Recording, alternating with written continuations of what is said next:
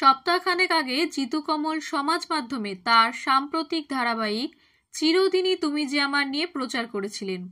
সেই প্রচারে তার আর ধারাবাহিকের নায়িকা দিতিপ্রিয়া রায়ের সেটের কিছু ছবি প্রকাশ্যে আসে।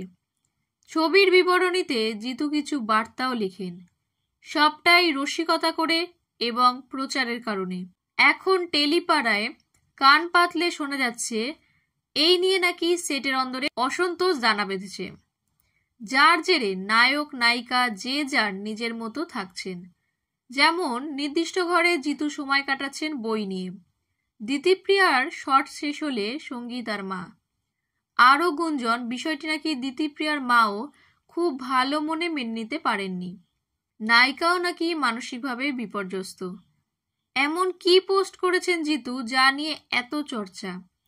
গল্পের খাতিরে চিত্রনাট্য মেনে তিনি আর দিতিপ্রিয়া রোমান্টিক দৃশ্যে অভিনয় করেছেন।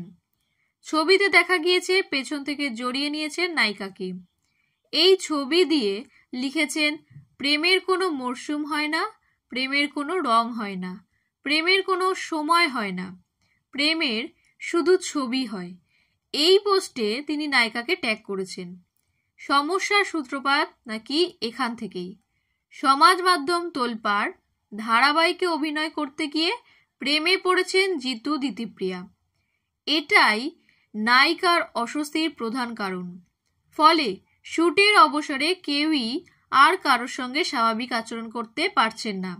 এমনকি নেটিজেনদের থেকে নায়ক অনেক কুরুচিকর কথার সম্মুখীনও হয়েছেন। তবে এত ভালো একটি জুটি দূরত্ব বজায় চললে ধারাবাহিকে তার প্রভাব পড়বে না তো?